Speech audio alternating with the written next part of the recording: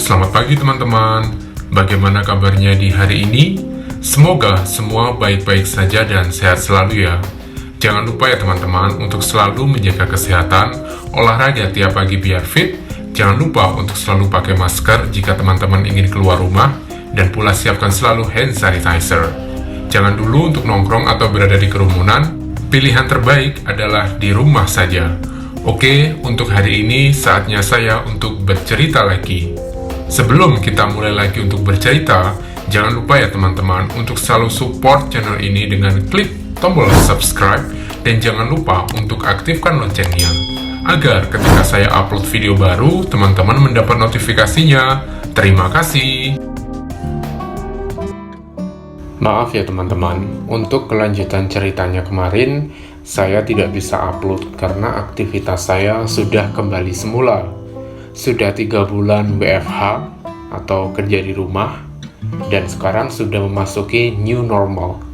So, kemarin seharian, hari pertama saya bekerja lagi di kantor, dan kerjaan saya sangat banyak sekali teman-teman. Berangkat pagi, pulang malam, ya melelahkan. Tapi ya tidak apa-apa, disyukuri saja. Karena masih banyak orang yang di tahun ini kehilangan pekerjaan karena pandemi. Semoga pandemi ini segera berakhir ya teman-teman, karena sekarang sosialisasi sudah sangat sulit. Bahkan sekarang saya sudah 3 bulan tidak pernah keluar berkumpul dengan teman-teman saya. Tidak apa-apalah, yang terpenting untuk mengurangi angka yang positif ini agar semakin menurun. Jadi bersabar saja sampai nanti semua pandemi ini selesai dan hilang dari bumi ini. Oke, di video kali ini saya ingin melanjutkan cerita tentang perlakuan Pak F ke saya, dan di video part ketiga ini akan saya ceritakan sampai tuntas mengenai tindakan Pak F yang sudah sangat merugikan saya di tempat kerja. Kemarin di cerita sebelumnya, di part kedua, kan pada malam itu Pak F melakukan hal negatif itu ke saya lagi. Dan karena di situ saya sudah marah, akhirnya ya mohon maaf, saya tendanglah itu barangnya Pak F. Dan sesegera mungkin saya mengambil tas saya dan saya pulang malam itu. Saya tetap berlari ke tangga darurat. Saya tidak masuk ke lift karena ya takut. Kalau lift itu kan pasti kita masih menunggu, dan itu membuang banyak waktu untuk saya bisa kabur dari kantor itu. Waktu itu saya berpikir bingung sekali, mau melaporkan kejadian itu ke manajemen kantor, tapi Pak F itu senior di sana, dan dia juga sangat dikagumi sebagai pemimpin di divisi saya. So, kalau saya melaporkan Pak F dan saya tidak punya bukti, sama saja saya menuduh orang dong. Dan kalau itu terjadi, malah saya nanti yang tidak aman berada di posisi yang terjepit lah pastinya. Ya sudah, waktu itu saya ya masih tidak bisa berbuat apa-apa teman-teman. Saya juga berpikir mau menceritakan ini ke ibu manajer saya yang sedang cuti hamil itu. Tapi ya tidak mungkin juga ya. Kan kasihan, nanti dia kepikiran terus dan pasti berbahaya untuk baby yang sedang dikandungnya. So, aku tidak menceritakan itu ke siapa-siapa kecuali ke Kak Mia. Keesokan paginya, saya berangkat ke kantor sendirian karena Kak Mia masih sakit. Dan seperti biasa, di jam kerja, saya masih berkomunikasi masalah pekerjaan dengan Pak F. Dan ya, hari itu saya lembur lagi teman-teman. Di situ saya sudah siap kalau sampai Pak F ini macam-macam lagi, saya akan melaporkan kejadian itu ke HR atau ke manajemen kantor. Namun ya seperti yang kemarin-kemarin terjadi, ketika Pak F berusaha mendekati saya, di situ saya langsung gerak cepat. Detik itu juga saya langsung pulang dari kantor. Tidak ada satu kata pun yang terucap dari saya.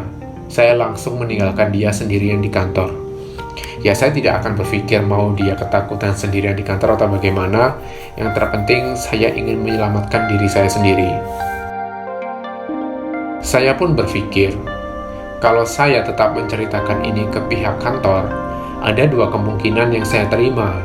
Pertama, saya akan dikeluarkan karena menuduh manajer saya berbuat yang negatif lah, intinya seperti itu.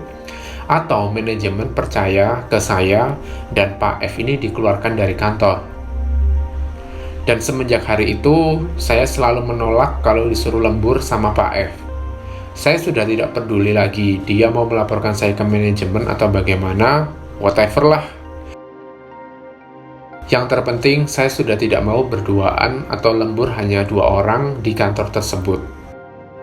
Singkat cerita, setelah 1 bulan berlalu, saya memutuskan untuk resign dari perusahaan tersebut, teman-teman.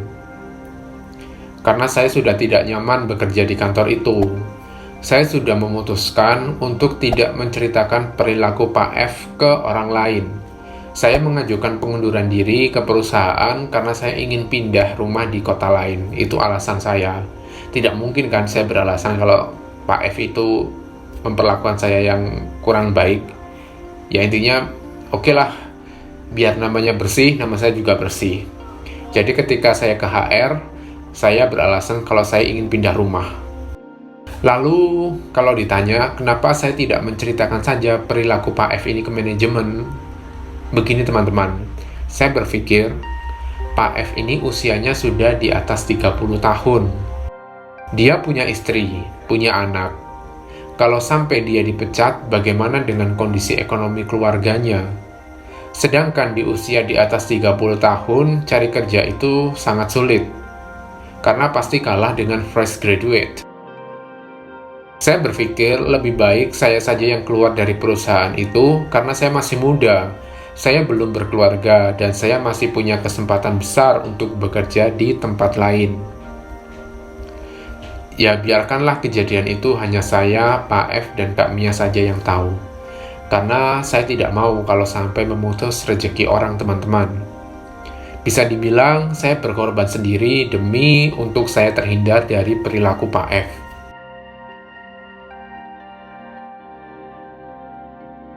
Dan semoga saja pengganti saya tidak mendapat perlakuan seperti yang saya terima. By the way, saya resign itu belum habis kontrak ya teman-teman. Jadi ketika resign, saya mendapat penalti dengan membayar sejumlah uang. Karena ya itu tadi, kontrak saya belum selesai, dan saya yang memutuskan untuk mengundurkan diri. Waktu itu saya cerita ke Kak Mia kalau saya sudah mengajukan pengunduran diri ke HR. Dan saya tidak akan mempermasalahkan tentang perlakuan Pak F.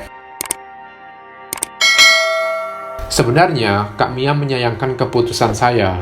Namun, saya juga menjelaskan ke Kak Mia kalau ini merupakan keputusan terbaik. Dan pastinya kesempatan saya mendapat kerja lagi lebih besar daripada Pak F harus keluar dan dia mencari kerja lagi. Karena kan usianya ya udah di atas 30 tahun lah. Saya masih memikirkan kalau Pak F ini berkeluarga. Dan keutuhan keluarga itu kan akan terguncang jika ekonomi menurun. So, lebih baik saya yang single ini yang mengundurkan diri saja. Keputusan itu berat banget teman-teman. Saya memikirkan dulu, masuk ke perusahaan itu seleksinya ketat banget. Dari 200 orang yang mendaftar, yang diterima hanya 11 orang, termasuk saya. Namun ya mungkin tempat itu belum rezeki saya mungkin ya teman-teman. Dan saya yakin dengan saya keluar dari perusahaan itu, mungkin Tuhan punya rencana lain yang lebih bagus di luaran sana. Dan setelah saya keluar dari kantor itu, langsung saya mengganti nomor handphone dan saya sudah lost kontak dengan teman-teman saya di perusahaan itu. Saya tidak tahu bagaimana nasibnya Pak F sekarang. Dia masih kerja di situ atau tidak, ya intinya saya kurang tahu. Pokoknya setelah saya keluar dari tempat itu, saya merasa sangat lega sekali teman-teman.